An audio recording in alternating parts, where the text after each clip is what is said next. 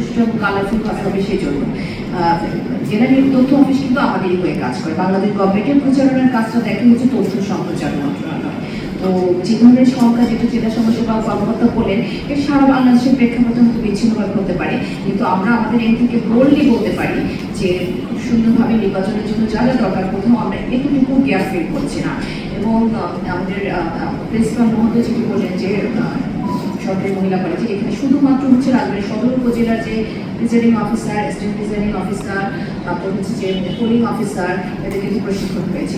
এটা তো সদরের, বাকি 4টা উপজেলা কিন্তু হয়েছে। এবং আমি এখন এসপি মহোদয় কিন্তু আমরা ফিজিক্যালি প্রেজেন্স থেকে শুধু একদিন আমি এই যে প্ল্যাটফর্মে অ্যাড হয়েছি, ঢাকায় মিটিং ছিল, তার বাইরের প্রতিটা জায়গায় কিন্তু আমরা নিজে গিয়ে তাদের সাথে ফেস টু ফেস যে আমাদের মেসেজগুলো সরকারি সেটা কিন্তু আমরা তাদের কাছে কনভে করে এসেছি।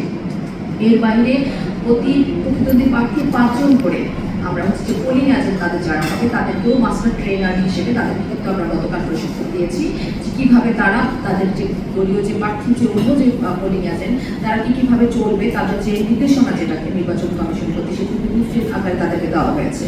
এবং সেখানেও আইনগতভাবে যে তারা তাদের কোন দায়িত্ব পালন করতে হবে, নৈতিকতার জায়গা থেকে অহেতুক অস্থিরতা তৈরি না করা, কারণে অকারণে গিয়ে সেন্টার থেকে বের হয়ে গিয়ে এক ধরনের রিউমার গুজব তৈরি করে এলাকায় একটা আনস্টেবল সিচুয়েশন তৈরি করা, এগুলোর জন্য কিন্তু আমি নিজে গিয়ে অনেকক্ষণ ধরে আমি তাদেরকে বলেছি এবং তারা কিন্তু অ্যাসিওর করেছে যে ধরনের কার্যক্রম করবে না। এই কথাগুলো বলতে যাওয়া আপনাদের এই জন্য যে আমাদের এই জেলায় রাজবাড়ী জেলায় প্রত্যেকটি আইন শৃঙ্খলা বাহিনী এবং আমরা জেলা প্রশাসন আমরা কিন্তু একত্রিতভাবে আমরা সুন্দর সমন্বয়ের মাধ্যমে কাজ করছি যেন রাজবাড়ী জেলা আমরা সারা বাংলাদেশের কথা আমরা প্রত্যাশা করি। একই সাথে আমরা যেহেতু অ্যাসাইন রাজবাড়ির জন্য এখানে যেন কোথাও বিন্দুমাত্র কোনো ধরনের সমস্যা না হয় সেজন্য। আর প্রতিদ্বন্দ্বী আমরা যে নির্বাচনী আচরণবিধির কথা যদি বলি সেটিও কিন্তু আলহামদুলিল্লাহ বেশ ভালোই প্রতিপালিত হয়েছে। খুব বড় আকারে কিন্তু আমাদের কাউকে পানিশমেন্ট দেওয়া লাগেনি, বা আমাদের যে জুডিশিয়াল ইনকোয়ারি অ্যান্ড অ্যাডজুডিকেশন যে কমিটিটা তারাও কিন্তু আমার কাছে এসেছিলেন, তারা আমার সাথে কথা বলে গেছেন। তারা বললো যে তার অফিসের সামনে তারা অভিযোগ বাক্স স্থাপন করেছেন এবং তারা উপজেলার মাঝে মাঝে আছেন কোনো ধরনের আচরণবিধি লঙ্ঘনের বড় কোনো ঘটনা বা তেমন কোনো অভিযোগ তাদের কাছে যায়নি। কিন্তু এসব কিছু প্রমাণ করে যে রাজবাড়ী যে ক্যান্ডিডেট তারাও কিন্তু যথেষ্ট আইন কানুন মেনেই কাজ করছে।